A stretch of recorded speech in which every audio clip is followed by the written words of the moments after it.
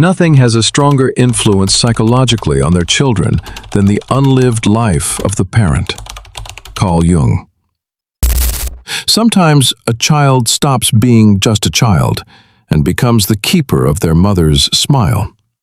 This is what Carl Jung was pointing to when he spoke about the silent impact of a parent's unfulfilled emotional life on the psychological development of their children. It happens quietly, without intention. A mother, overwhelmed by loneliness, heartache, or the weight of her own unmet needs, turns, often without realizing, to her child for emotional support. Not because she is weak, but because she is human. And the child, sensing this unspoken need, steps in not with understanding but with instinct. He begins to carry the burden of making her feel whole.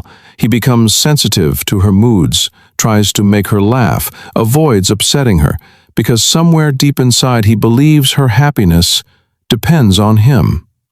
What looks like closeness becomes a quiet reversal of roles. The child becomes emotionally responsible for the parent, and in doing so, he learns to neglect his own needs, silence his feelings, and measure his worth by how well he protects hers. This video isn't here to blame mothers. It's here to open a door into a wound that often starts in love, but grows in silence. Many mothers were once children who carried too much, and without awareness, the pattern repeats.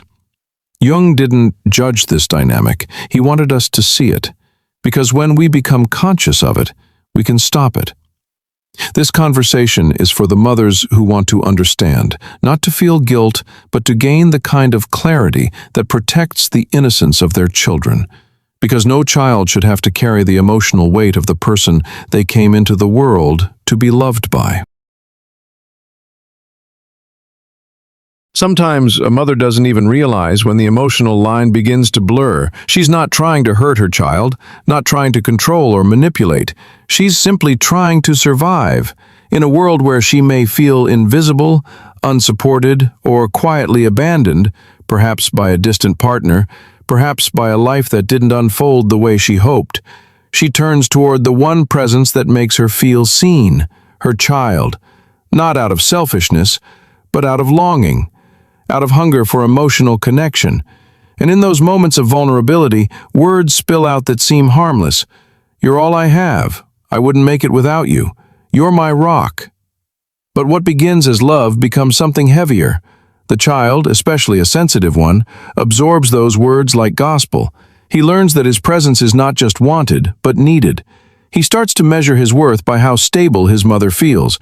He feels responsible for her sadness, her silence, her smiles. And what makes this so subtle, so complex, is that it doesn't come from a lack of love. It comes from love misplaced. The child isn't emotionally mature enough to say, "This isn't my burden." Instead, he carries it. Day by day, silently. Carl Jung wrote about this without blaming mothers. He understood the depth of human suffering and how the wounds we never speak of often get passed on, not through violence, but through love that hasn't healed. A mother who was once a child herself, perhaps one who never felt fully chosen, never fully seen, may now be pouring that ache into the bond with her child, searching for connection, for safety, for meaning. But children aren't equipped to be emotional anchors. They are meant to be held, not to hold. And yet, many grow up doing just that, carrying the emotional weight of the person who brought them into the world. This doesn't make a mother bad. It makes her human. It reveals how generations echo through the silent patterns we don't even realize we're repeating. And when Jung said, "The greatest burden a child must bear is the unlived life of the parent," he was speaking to this exact moment. When a child becomes the place where a parent stores their forgotten dreams, unmet needs, and unresolved grief, not through cruelty, but through closeness.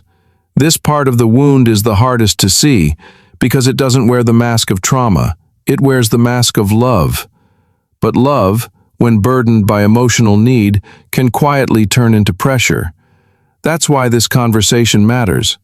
Because once we understand that even our deepest expressions of love can carry unintended weight, we can start doing something powerful. We can begin to love our children as children, not as our emotional lifelines. And we as parents, especially as mothers, can start turning inward, asking ourselves the harder question: what do I need to heal so I don't unconsciously ask my child to carry it for me? When a child grows up feeling responsible for his mother's emotional well-being, something inside him shifts, long before he has the language to explain it.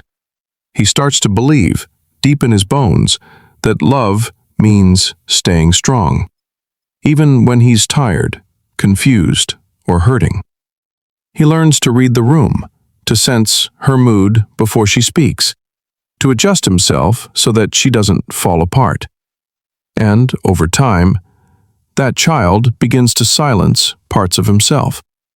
He hides his tears, not because he isn't hurting, but because he doesn't want to make things harder for her. He becomes the strong one, the good boy, the quiet observer who knows too much for his age.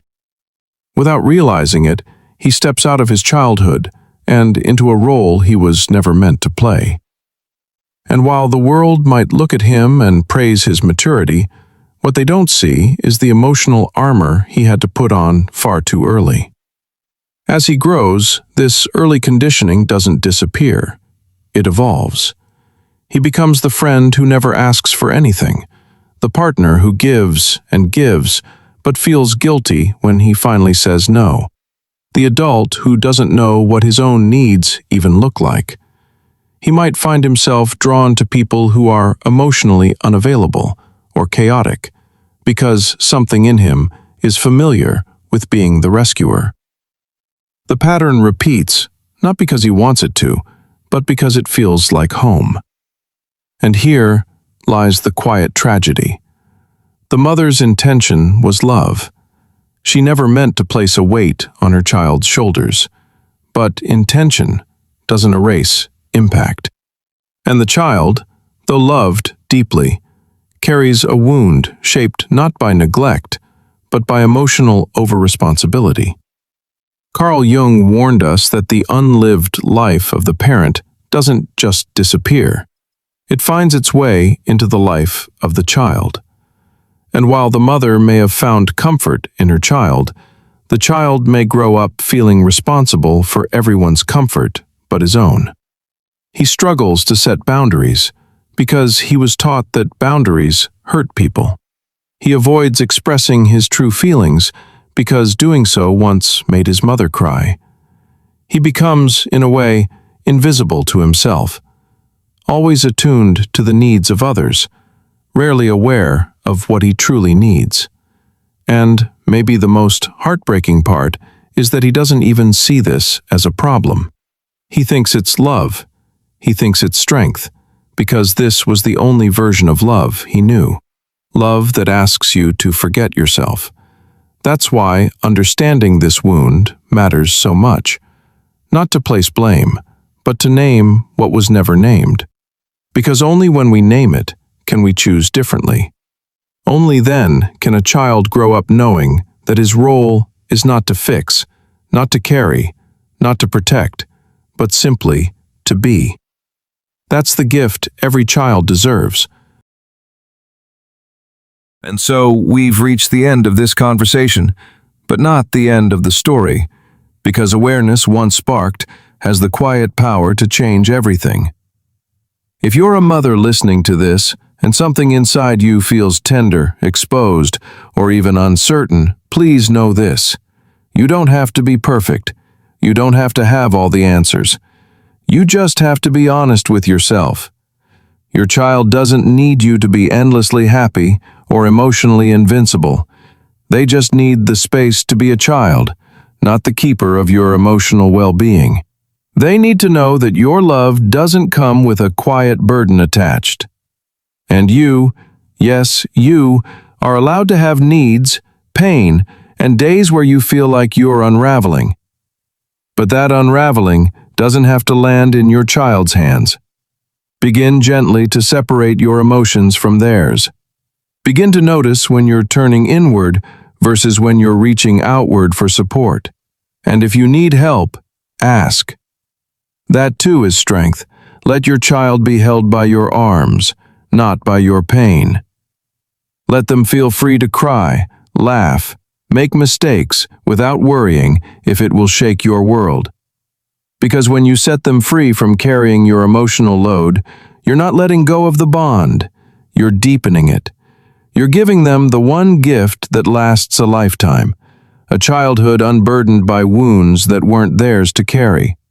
A space where they can grow, not shrink. A love that heals, not entangles. And maybe, just maybe, you're giving yourself a gift too, the chance to finally reclaim the parts of you that were once a child carrying too much. Have you ever felt that you might have unknowingly placed your emotions on your child's shoulders? What was the moment you needed someone to hold you and found yourself leaning on your child instead? Share your experience in the comments if you feel ready. Sometimes healing begins not in silence, but in being seen.